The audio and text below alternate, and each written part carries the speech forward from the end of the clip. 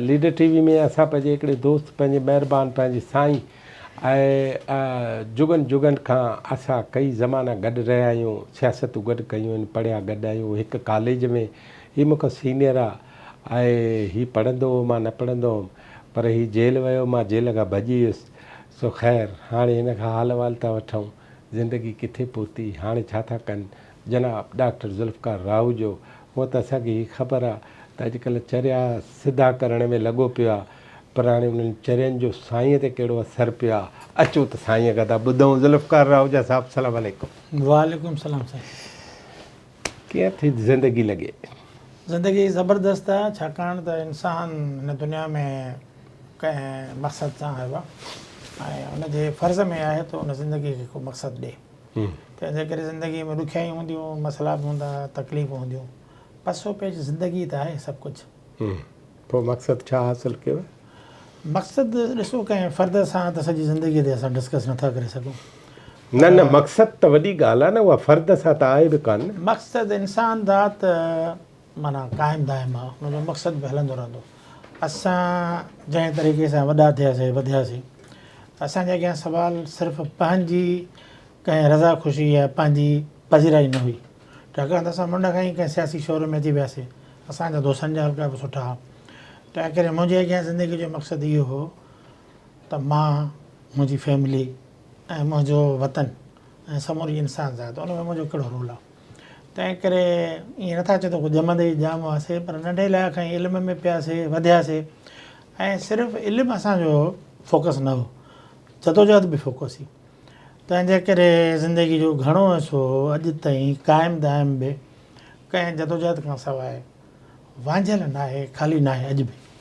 पोइ तव्हांजो ख़्यालु आहे तव्हां जेका स्टूडेंट पॉलिटिक्स कई सिंधी शागिर्द तहरीक जे हवाले सां, तव्हांजो इशारो ओॾ आहे? हा, इहो जॾहिं असां नौजवान थियासीं 15-16 साल, पर आमतौर चइबो आहे इहो फस्ट ईयर इंटर जो दौरु, पर बुनियादी तौर ते मुंहिंजो जेको तइलीम ॾांहुं शौर ॾांहुं लाड़ो हो मुंड खां ई हुयो। मां जॾहिं 5 दर्जे में हूंदो हुयो त मां पंहिंजे वॾे कज़न उस्ताद जा किताब चुराए पढ़ंदो हुउसि। 3 ॾींहंनि में असां तव्हांखे बि ख़बर आहे गुलनि जड़ा ॿारड़ा, हिलाल पाकिस्तान अख़बार आई, त छाकाणि त माना मां जॾहिं ॻोठ खां निकिरी पंहिंजे शहर में पढ़णु आयुसि 6वीं जमायत, इहो स्कूल असांजे इलाइक़े में न हो, कंबर शहर में हो, त 3 ॾींहंनि में जेका विच में वक़फ़ो ऐं रिसेस मिलंदी त मां उहा कंबर जी लाइब्रेरी में वञी ॿिए ॾींहं ते आयल अख़बारूं पढ़ंदो हुउसि, जंहिंमें इबरत बि हुई, पर हुन में हिलाल पाकिस्तान हुई, उन में गुलनि जड़ा ॿारड़ा जो हिकिड़ो सुफ़ो बि निकिरंदो। तंहिं करे इल्मु उतां बि आयो। पोइ 9वीं जमायत में मां पहिरियों दफ़ो हिकु कहाणी लिखी जेका 12णे अदब में गुलफल में छपी। अच्छा, तव्हांजे नाले सां? मुंहिंजे नाले सां छपी, मूं वटि उहो डॉक्यूमेंट बि आहे। उनजो नालो हो मासूम जी उमेद, छाकाणि त मां 8वीं जमायत जो जॾहिं स्कॉलर जो इम्तिहान ॾिनो त जेके 3 वॾा क्लास आहे उन में मां पंहिंजी क्लास में फ़क़ति स्कॉलर हासिलु कई। अच्छा, 8वीं वारी स्कॉलर तव्हांखे मिली। ऐं जेके ॿिया माना क्लास हुआ उन्हनि जा उस्ताद ॾाढा माना मज़बूत सॾिया वेंदा हुआ, साईं हसन दास, साईं गाज़ी ख़ान, इल्म में, पढ़ाई में। ऐं ईअं न त को असांजो उस्ताद जेको असांजो क्लास जो वॾो, उहो बि इल्म में ज़बरदस्त हो, पर उहो ॾाढो ख़ुशीअ सां भॼंदो आयो त मुंहिंजो कंधु फ़ख़ुर सां आहे त भली ॿियनि क्लासनि मां त खणी घणा छोकिरा आया, पर ज़ुल्फ़कार तूं 8वीं जमायत में स्कॉलर खणी ॾेखारी। ऐं जॾहिं 9वीं ऐं 10वीं जा वरी जॾहिं इम्तिहान थिया, वरी विच में मुक़ाबले जा इम्तिहान थिया, त 9वीं जमायत में थींदड़ सॼे स्कूल में मां ऐं पंहिंजो बशीर शेख ॾाढो नज़ीर जो भाउ उन पोज़ीशन्स कयूं सॼे, जंहिंमें असांखे 5 रुपए जो बुके ते 5 रुपए जो हिकिड़ो बांड बि मिलियो। पर उन में घणो करे मूंखे यादि इहो थो पए त हुननि चयो त शायदि बारकियूं तुंहिंजियूं कंहिं ॿिए खां पोज़ीशन घणियूं खणी वञनि, पर मुंहिंजो हिकिड़ो पेपर गुम थियो, जेको मुंहिंजे 9वीं जमायत जे टीचर चयो त छा बि थिए इहो पेपर मां ॻोल्हींदुसि, छाकाणि त हिन में तोखे मार्कूं घटि मिलियूं।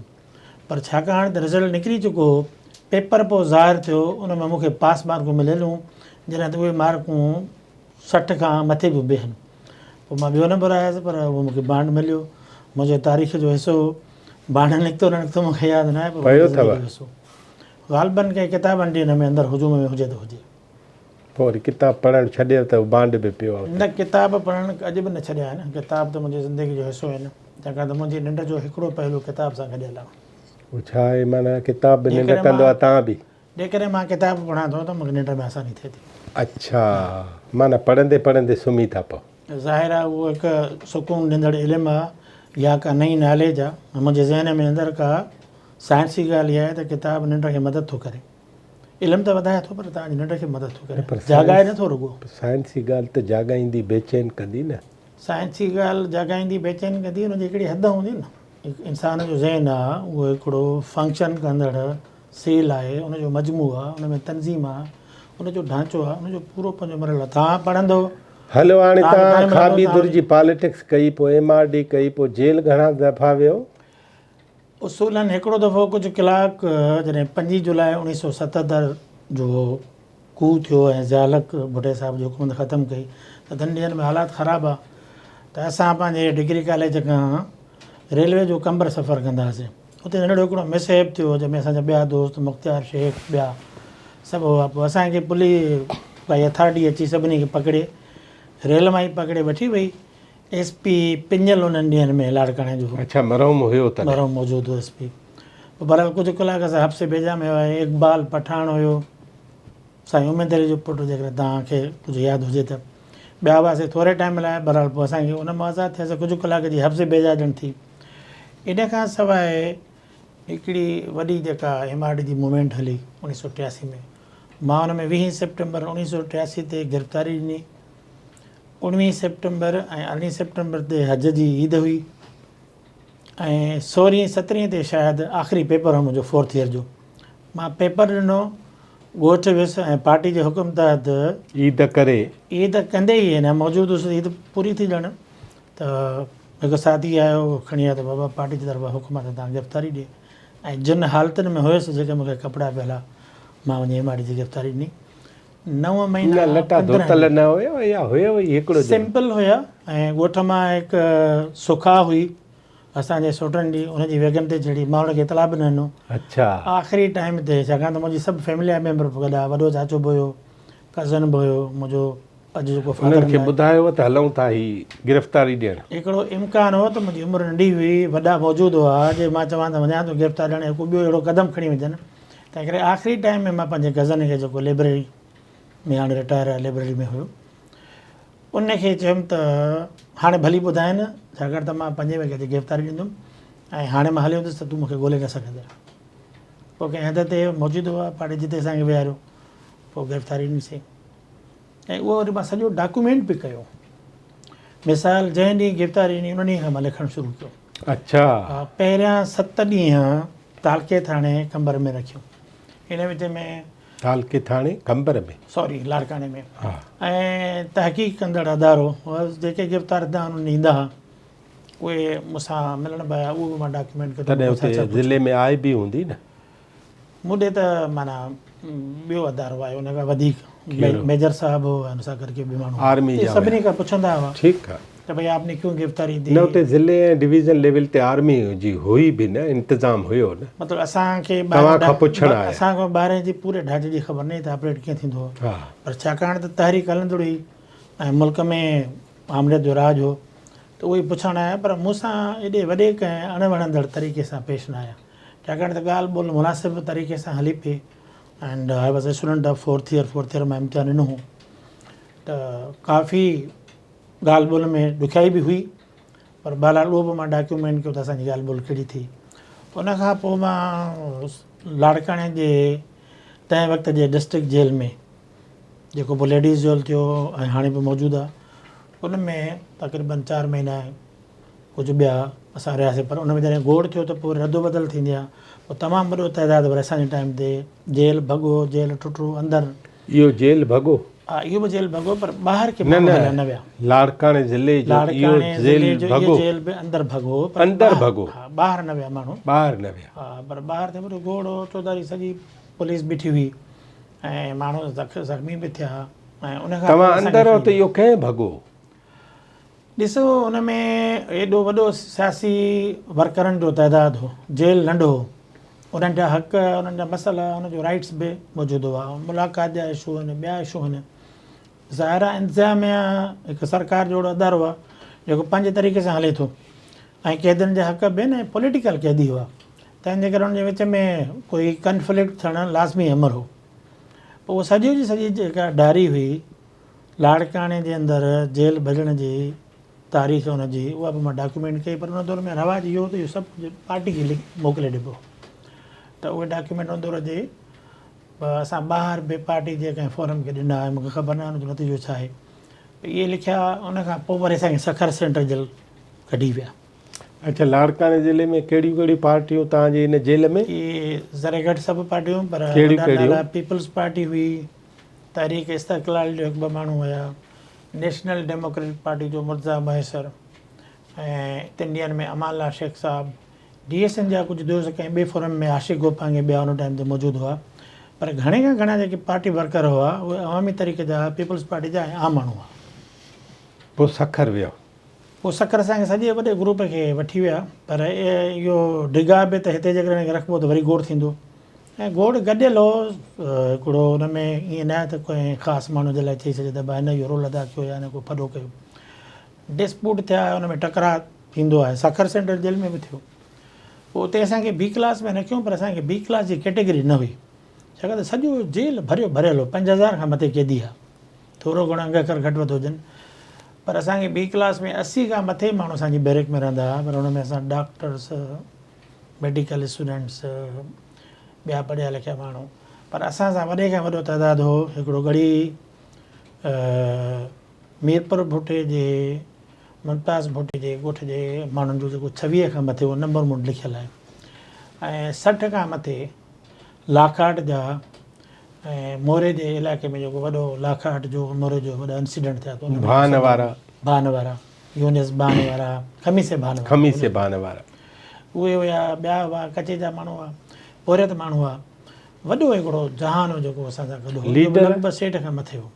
लीडर तव्हां घर में कुझु BSc में B क्लास में रहंदा हुआ, हुन में मीर हज़ार ख़ान बिजारणी हो, पीर अली तकी शाह हो, कोई पीपल्स पार्टी जा हुया, राणीपुर साईं ख़ुर्शीद शाह मूंसां गॾु बुख हड़ताल कई, उहो बि वेठो जेल में? हा, उहो जेल में अंदरि हुयो, हुन दौर में गिरफ़्तार थी आयो, ऐं मुंहिंजी डायरी में लिखियलु आहे त अॼु साईं ख़ुर्शीद शाह मां ॿई बुख हड़ताल ते वेठा आहियूं। जेल जो भलो?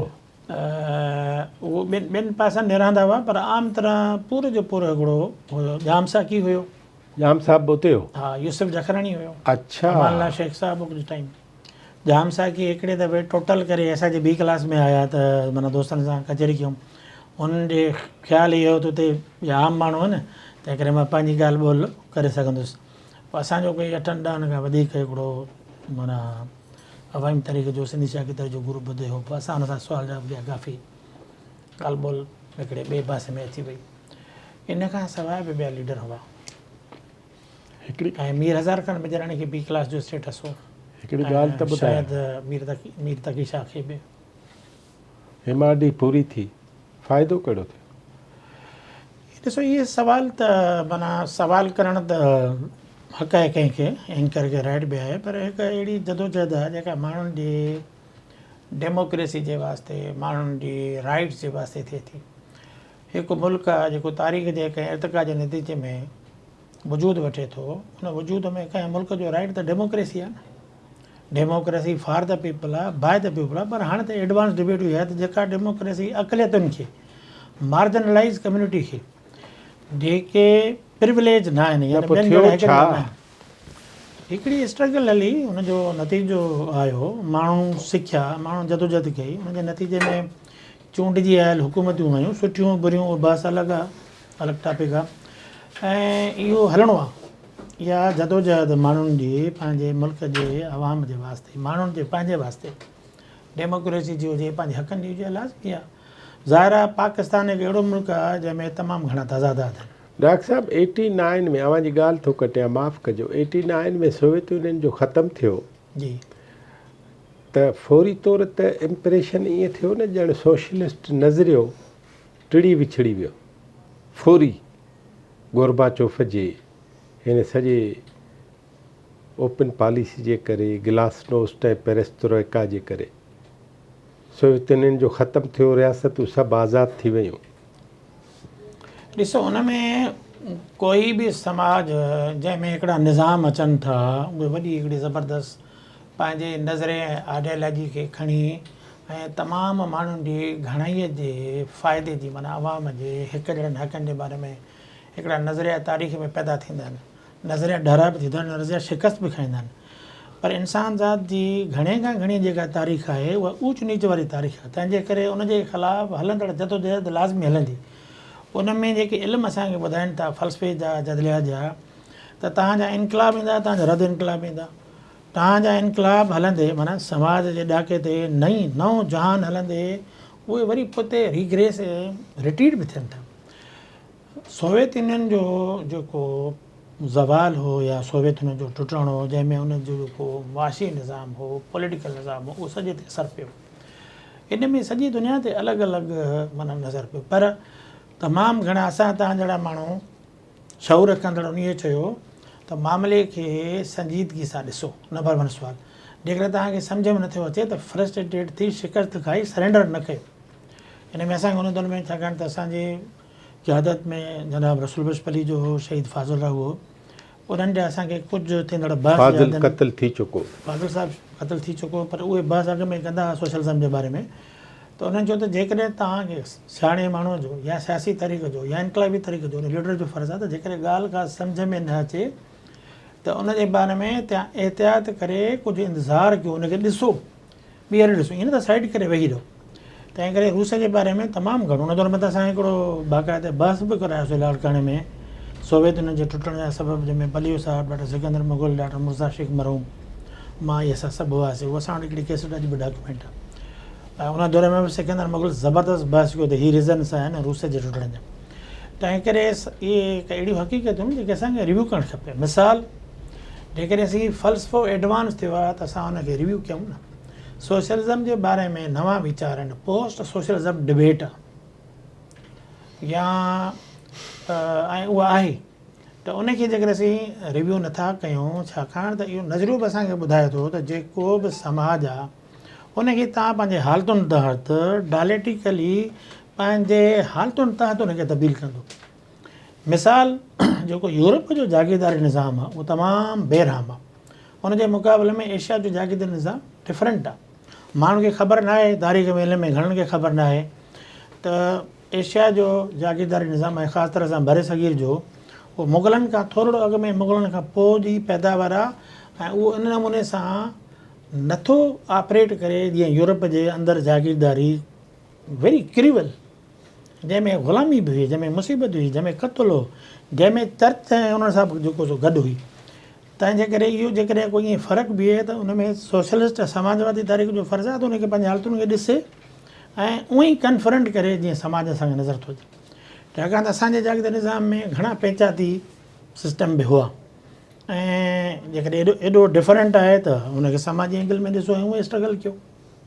पर असांखे चौधारी अॼु बि सोशलिज़म याने फ़र्क़ जो निज़ाम उनखे घटाइणु, ऊच नीच निज़ाम खे घटाइणु, फ्रेंडली करणु, माण्हुनि जे विच में जेको फाइनेंशियल गैप आहे उनखे घटाइणु, इस्तेसाल जी वस्त शिकिल खे रीशफिल करणु, इहा हिकु अहिड़ी ॻाल्हि आहे जेका समाजवादी आहे।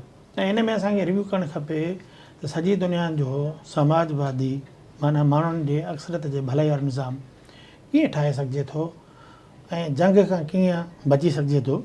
रूस असांखे सबक़ु ॾिनो, तव्हां हिन शइ खे रिव्यू कयो, हिन में फ्रस्ट्रेटेड ऐं मायूस न थियो। इवन जेकॾहिं ॿिया मुल्क हाणे जेके निज़ाम जे बारे में ॻाल्हाइनि था, जेके क़ौमी आज़ादी जे बारे में ॻाल्हाइनि था, ऐं इहे ॻाल्हाईंदा लाज़मी तौर ते, साइंस इहो थो ॿुधाए त ऊच नीच आहे त उनजे ख़िलाफ़ु जदोजहद थींदी। 1970 में अवामी तहरीक ठही, 1967 में पीपल्स पार्टी ठही, 3 सालनि जो फ़र्क़ु आहे। पीपल्स पार्टी हमेशह इक़्तिदार में या अपोज़िशन में रही आहे, अवामी तहरीक कॾहिं बि न रही आहे। अवामी तहरीक खे घणा साल खपनि इक़्तिदार में अचण जे लाइ? मूंखे ख़बर न आहे त इहो सुवालु कंपेरिज़न में माना हिन जो जवाबु छो ॾिजे या मां हिनखे कीअं करे ॾियणु चाहियां थो, छाकाणि त ज़ाहिर आहे मां पंहिंजी राय ॾींदुसि। न, कंपेरिज़न खे छॾियो, 1970 खां अवामी तहरीक आहे, 55 साल थिया अथसि। अवामी तहरीक पावर पॉलिटिक्स में किथे बि नज़र नथी अचे, उनजा रीज़न कहिड़ा आहिनि?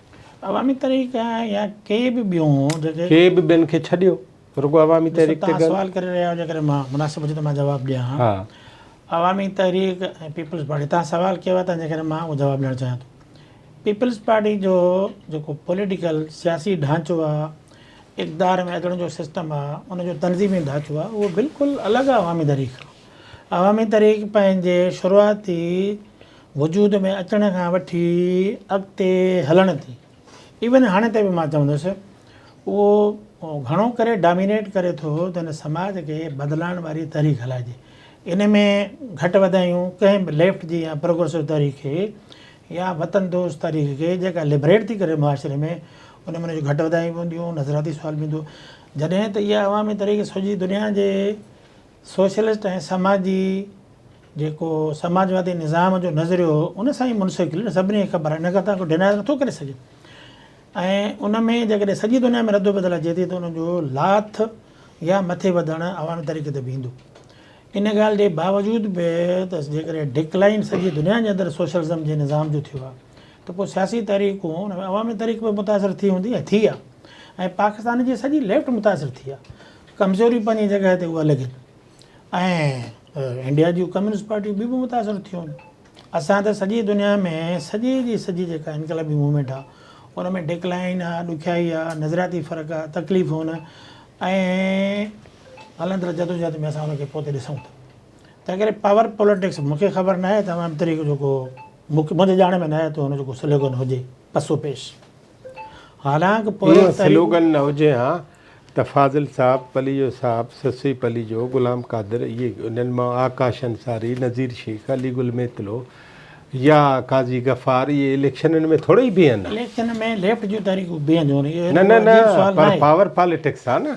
ॾिसो मां चयो त इलेक्शन में कंहिं बि तरक़ी पसंदि तहरीक या ख़ाबी धुर जी सियासी पार्टी जो बीहणु आहिनि मुमकिन आहे। छाकाणि त इहो हिकिड़ो मूंखे को एतिराज़ु कोन्हे, पर तव्हां त चओ त मूंखे इहा बि ख़बर न आहे त पावर पॉलिटिक्स हुनजे उन जंहिं एंगल में जेको जंहिं तरीक़े सां अवां सुवालु करियो आहे मां हुनखे रिस्पॉन्स करे रहियो आहियां। पावर पॉलिटिक्स आम तरह ऊच नीच जी सियासी तहरीकुनि में जेके अपर क्लास खे रिप्रेज़ेंट कंदड़ सियासी तहरीकूं आहिनि, इहो डायलॉग इहा टर्मिनोलॉजी उन लाइ इस्तेमालु थींदी आहे। जेकॾहिं के आहिनि जेके इनकलाबी समाजवादी सियासी तहरीकूं आहिनि या वतन दोस्त तहरीकूं आहिनि या क़ौम परस्त आहिनि, उन्हनि मां घणा माण्हुनि जी पावर खे हासिलु करण जी तहरीक जी शिकिल रेज़िस्टेंस वारी आहे, सिविल मुज़ाहमत वारी आहे। उहा इन तरीक़े जी न आहे जी पीपल्स पार्टी खे ऐं नवाज़ शरीफ़ जी पार्टी खे या मौजूदा पार्टियुनि खे इन तरीक़े जी न, तंहिंजे करे फ़र्क़ु आहे इहो फ़र्क़ु खे मां सम्झो जी। तव्हां जीअं सम्झायो आहे इहा ॻाल्हि ठीकु आहे। जी जी मूंखे हिकिड़ी ॻाल्हि ॿुधायो न, त अवामी तहरीक जी मंज़िल इक़्तिदार बि आहे न?